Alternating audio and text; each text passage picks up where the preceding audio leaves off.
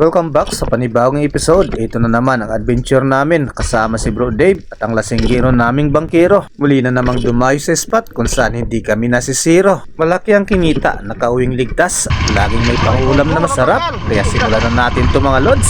Let's go!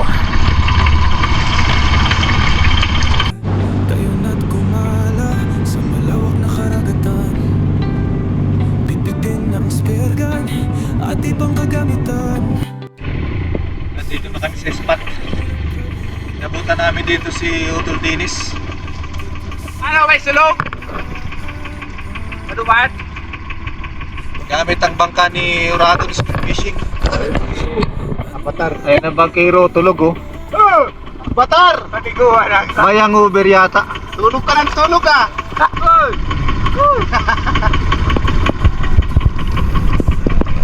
Pinapala?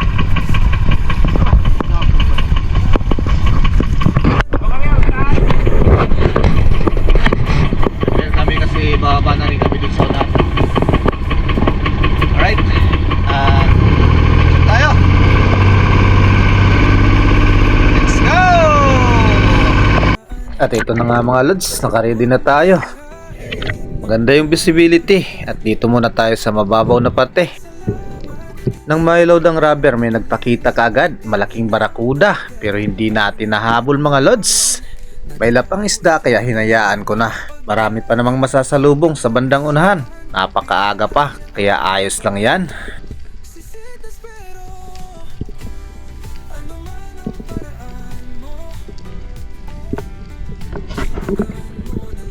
Next drop, banat na tayo sa malalim. On pa lang ng camera nang malapit na sa bahura. Napakalinaw naman ng tubig kaya kitang kita sa malayo ang isda. At dito nga may napansin ako, isang grupo ng isda. Longnose Emperor, may kasamang mga tribali. Papunta na sa akin ang kawan ng mga isda na to. Hindi ganong mabilis ang langoy nila kaya matagal bago nakaabot sa malapit na distansya. Ilang segundo lang ang hinintay ko dito. Hanggang sa makalapit na nga ito ng gusto. Pumili na ako dito ng mas malaki at ito ang naging target ko. Golden Dot Trevally, mas lamang ang laki niya sa grupo at mas mahal na rin ang isda na to kaysa sa Longnose Emperor. Panalo kagad ang unang tira natin dito mga lods. Ayos.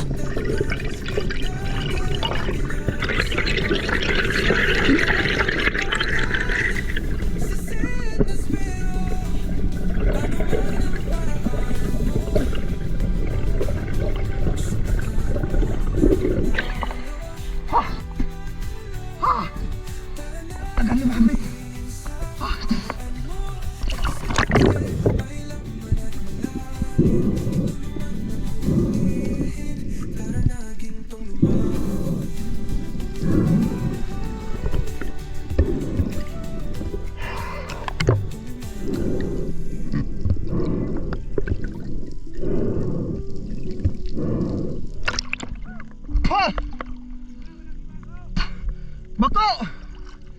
Mamsa! Ay sayang! Nakatira na ako! May GT daw doon, nakita si Brodel.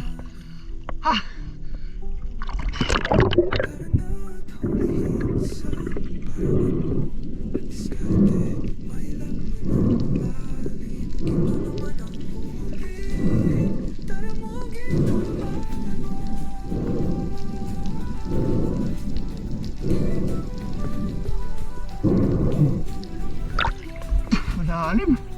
Napakalinaw lang kasi. Mababaw lang tingnan.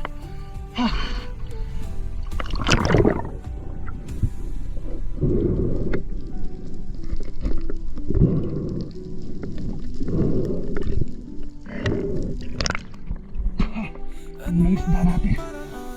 Trevally. Tira si Brodel. Kakatapos ko lang din mag-load ng rubber, napansin kong tumira si Bro Dave at malaki ang hinahatak nito na isda. Humingi ng second shot kaya lumapit ako. At habang lumalapit, binawasan ko na ng load ang rubber. Dahil alam kong tatagos ang shafting ko sa isda. Hinihingal man dahil sa malayo ang nilangoy ko, pero agad ako ditong nag-drop. Alanganin kasi ang naging tama ng isda. At nabigyan ko naman kaagad ng second shot. Hindi na nakagalaw ang isda kaya sigurado nang masisecured. Diretso ahon na ako dito mga lods. Pero bumaw ng shotting natin. Malakas pa rin dahil napakalapit. Nireduce ko na malakas pa rin. Baog pa rin sa bahura. Gagot po sa buwan. Baog sa bahura. Pinuwasan ko na gumaog pa rin.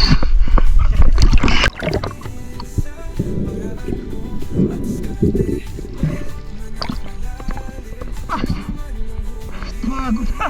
Malayo.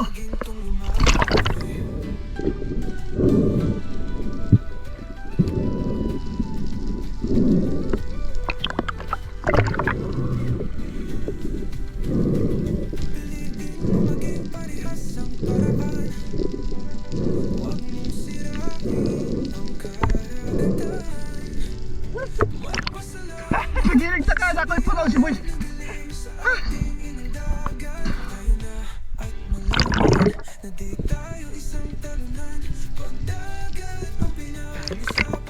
Ang laki na.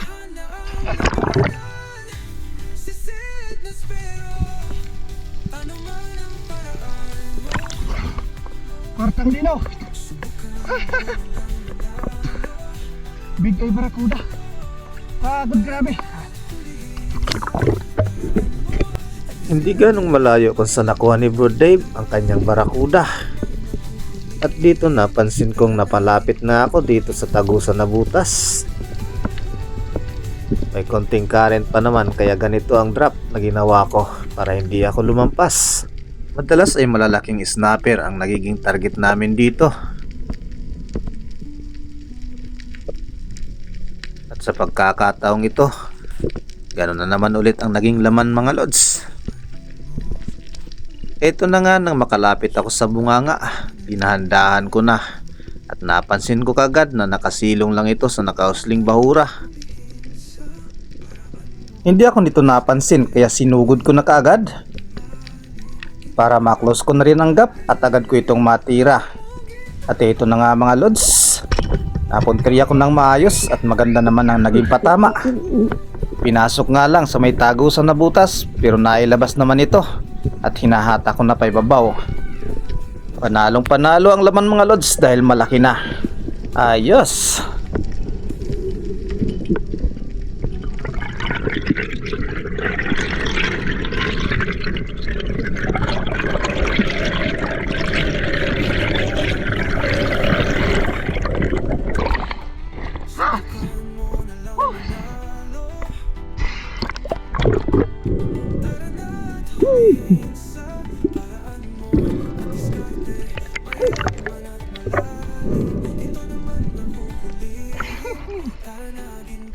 Malaki na. Padalo. Ayos.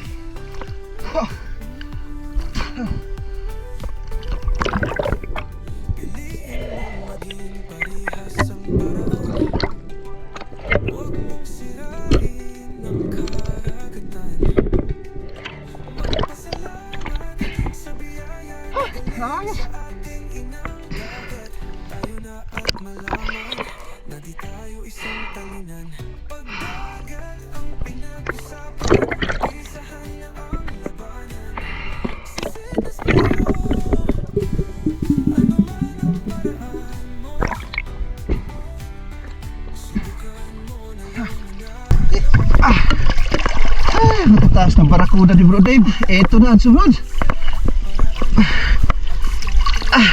Isda natin yan. Padalo. Sabihin na sa bangkira yata. Kaya uber pa yan. Nang mayakyat ang tribali at snapper sa bangka, nakailang drop pa ako sa bahurang ito mga lods pero wala na akong nayari na isda. Inabot na tayo ng tanghalian kaya akyat muna ng bangka mga lods. Alas 12 na. Wala na tayong nadali. Wala na current. Ano tayo? Kamanda ka pa?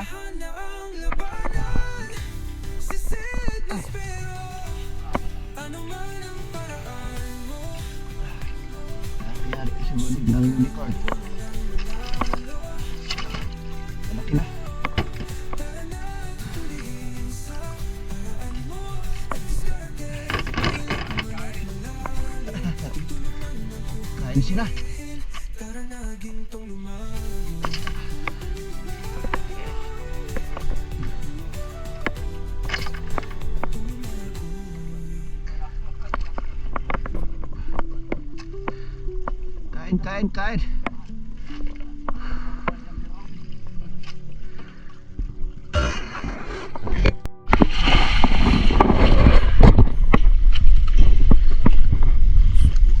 Yan si Utol. Kinabit yung lubi dito. Karayan angkla dyan. Kasi nakaangkla kami. Maya maya bababa na rin ako. Alas 12:27. Alright. Suot lang ng gear. Tapos baba na ulit.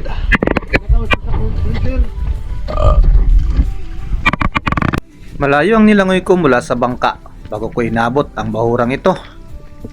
Ito nga pala ang target ko na spot talaga. Sa previous video ko na maraming snapper, dito yun mga lods. At ito ulit ang sinubukan ko. Dahan-dahan lang ang langoy ko dito, minsan kasi nakasilong lang sila dyan sa mahabang seagrass. Napansin ko na nga sa dulo mga lods, pero malayo ang distansya kaya dahan-dahan kong ginapang para mas malapitan. Sabay tira na rin at magandang naging patama. Na fatal ang isda at hindi na makagalaw. Panalo ka agad sa unang tira ng makababa ng bangka ngayong hapon. Ready snapper at malaki na rin. Ayos talaga mga lods. Panalo ang spot na to kahit na balik-balikan.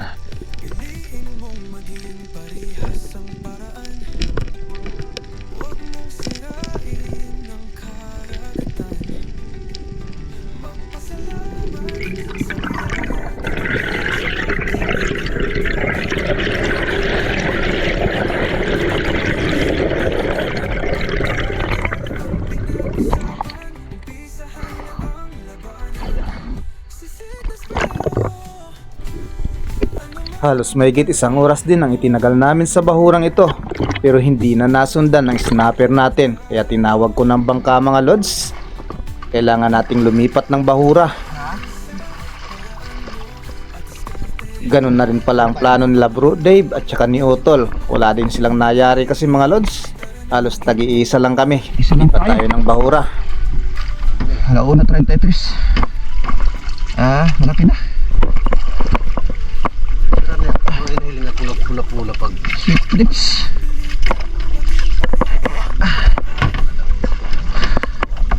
Punta namin si Dave. Lipat na kami doon. Kung kami lilipat mamaya.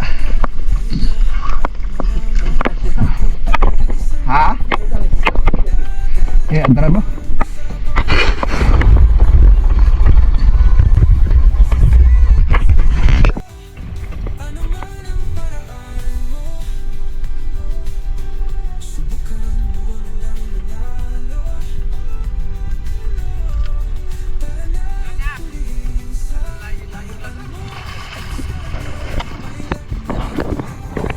Wala, nakatag-isa lang kami ni Bro Dave. May nasampa ng isda.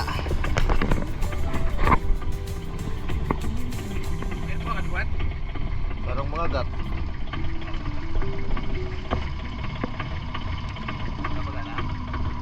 Kasi matters kilos. Lipat kami doon sa unahan.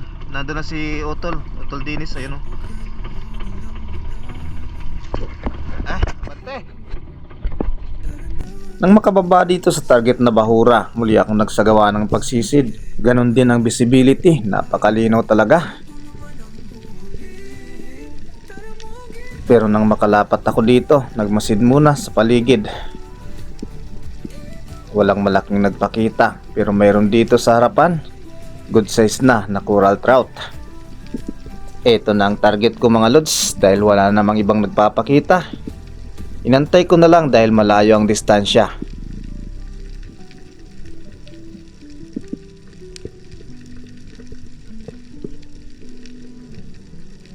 At sa ilang segundo nga mga lods sa tuloy-tuloy na paglapit, nakalapit ng gusto, kaya ito ay pinunteriya ko na. Kahit na sumuso pa ang yellow spotted snapper, nakatutok na ako dito. Ito na ang naging target natin at maganda naman ang naging patama. At ito ang unang isda natin sa nalipatan na bahura. Panalo na rin ito mga lods.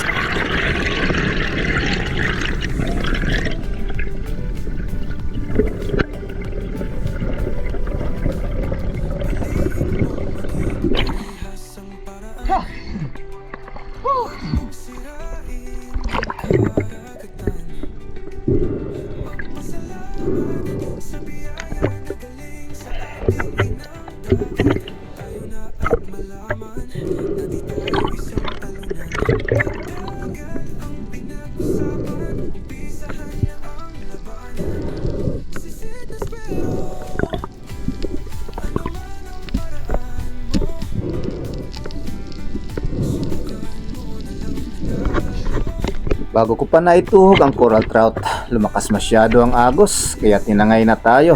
Hindi kayang languyin pabalik mga lods kaya tinawag ko ang bangka. Akyat ulit tayo. Ay, Dave. Dave na hali duman. Nagmuko daw ang barakuda kaya hindi ako nakabalik. Lakas ng agos. Kaya tayo ng isa. Yun o.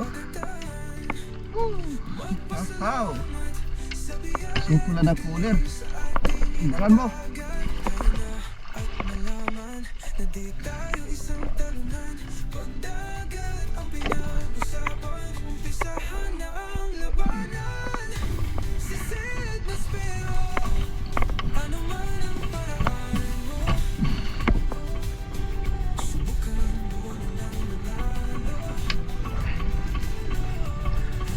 Ayan, puro pula na. 3 pula na nayari ko.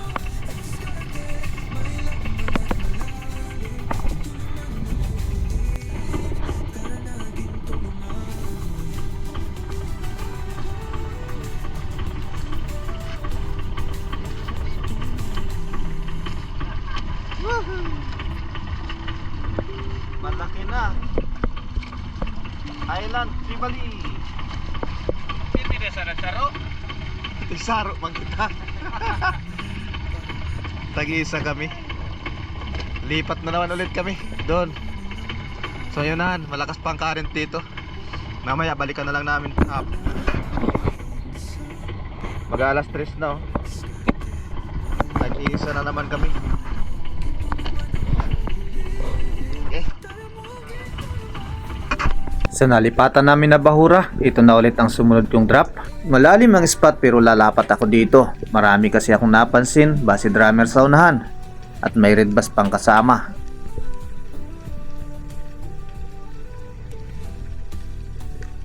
Ayun sila, nasa malayong distansya pa. Pero lumapat ako ng gusto dito. Halos sumayad na nga ang dibdib ko sa bahura. Naandyan na sila at napakabilis. Biglang bumalik ang red bass at ang barakuda dumiretso sa bandang kanan. Antay ulit ng panibago at maya maya lumapit na naman ang red bass.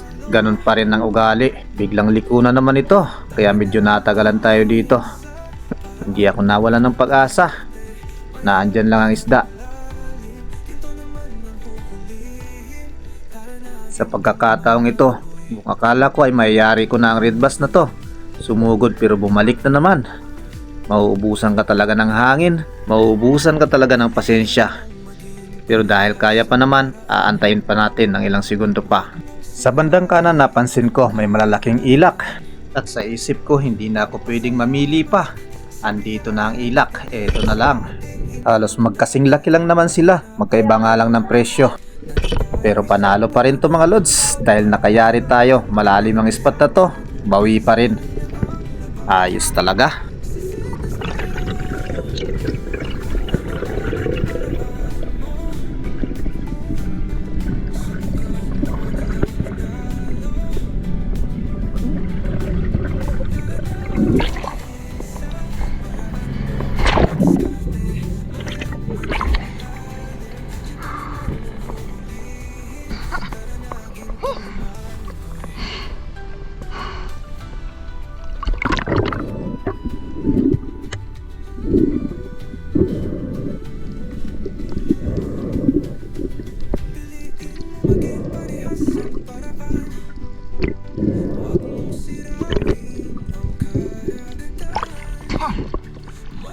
Bilis ng bangka rin.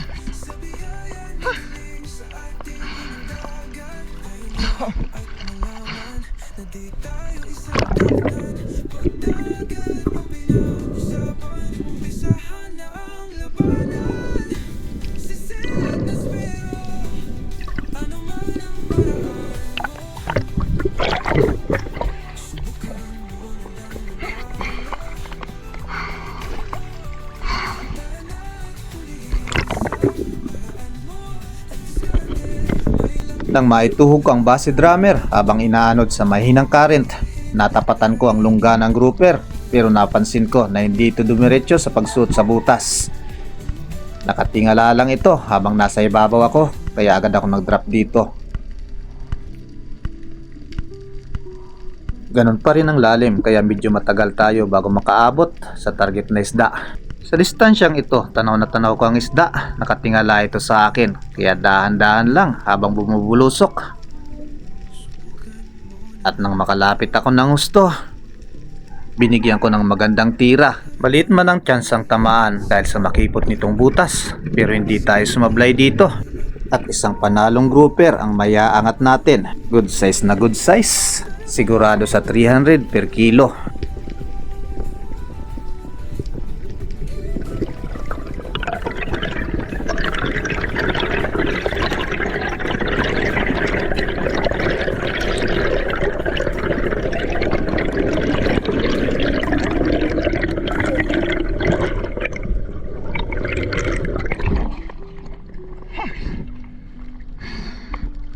Ang daming bangka.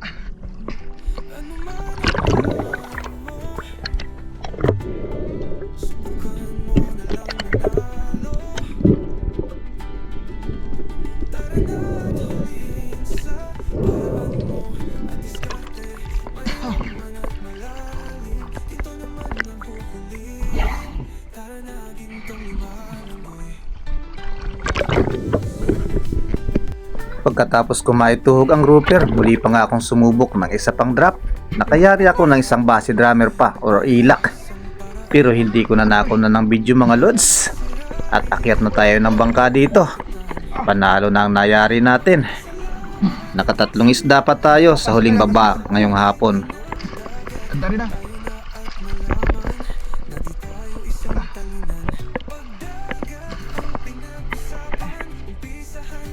Alas 4:38.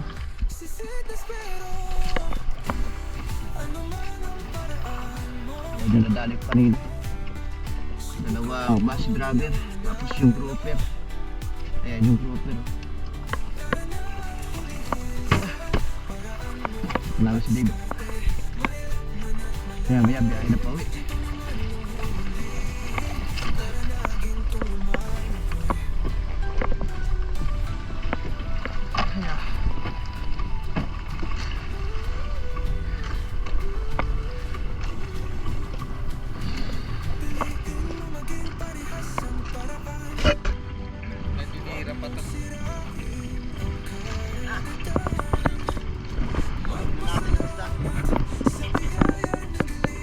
Alas 4:56. Ayan na. Marami pa oh. Allah. Very fast. Oh, natanggal. Tanggal yung isa.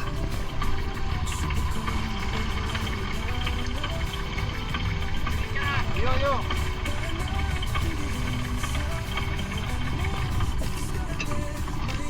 Inanting ko na kanina yung red bass na yan, nakuha niya. Inanting ko na to kanina, yung muntik pa akong madali ng bangka na di motor.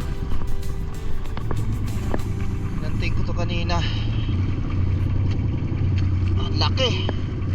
Grabe ang kapal oh. Hindi ko nayari kanina yan. Base drama tinira ko. Ayaw lumapit. Dali ni Bro Dave. Yan ah.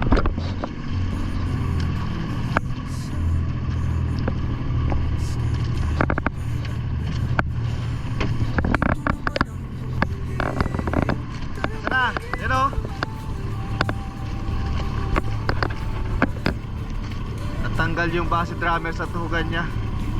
Kaya nagpaiwan.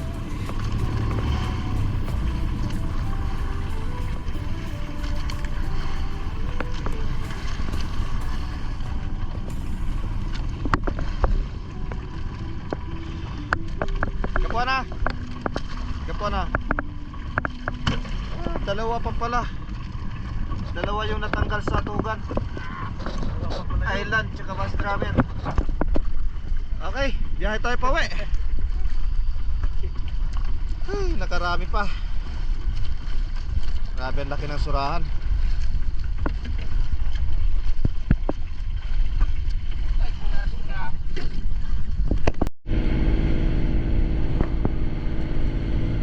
nandito na kami.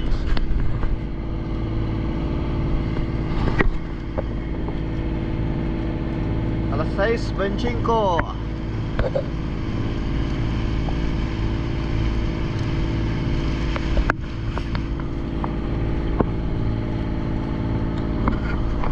Shoutout time muna tayo. Shoutout sa mga taga Zamboanga City, sa Hanapi family.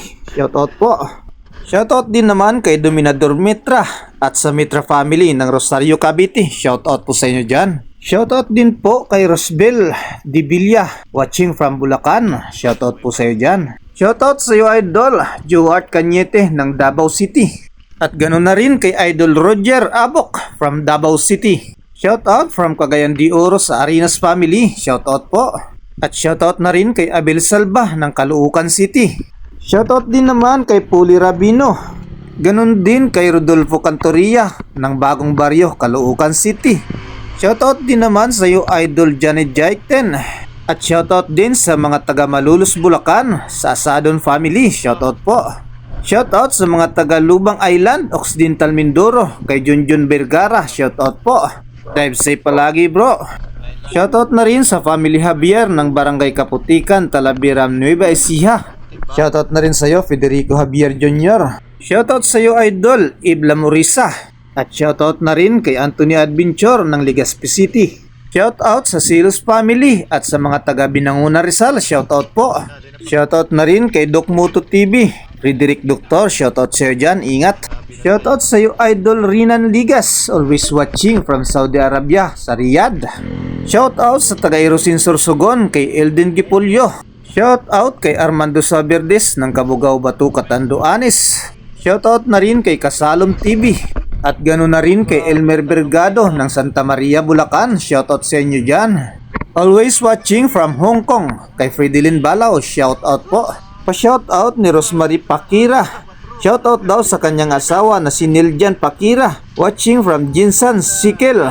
At shoutout na rin kay Daryl Handulong ng Pangi, Gasan, Marinduque. Shoutout na rin kay Rafi Uragon Tribe TV, Loyal Boys ng Taiwan. Shoutout na rin sa iyo Idol Regif Odaraga. At ganun na rin kay Baldayot ng Kalinog, Iloilo, always watching. Shoutout na rin kay Felix Longkop at Nora Longkop ng Norsagaray, Bulacan. Pa-shoutout ni Irene Diaz. Shoutout daw sa family Diaz ng Quezon City. Kay Risita Maymay, saka kay Anthony. Shoutout po. Leopoldo Orsal ng Quezon City at sa kanyang asawa na si Marilo. Shoutout po. Shoutout kay Jeffrey Rondina at sa kanyang papa dyan sa Lianga, Surigao del Sur. Tata Ontoy Fuji Edward ng Quezon Province. Shoutout po. Rodolfo Cantoria ng Bagong Baryo, Caloocan City. Shoutout po. Shoutout na rin sa Disudido family ng St. Gregory Village, Cainta Rizal. Dennis De La Cruz at De La Cruz family ng Naay Cavite. Shoutout na rin po. Shoutout kay Ami Prime, Maylisa Fair, Fernando Jr. Sa mga hindi ko po naisigaw, sa next upload na lang po. God bless all. Ingat po kayo lagi. Ito yung kinita ni Bro Dave, oh. Sa Barracuda 37.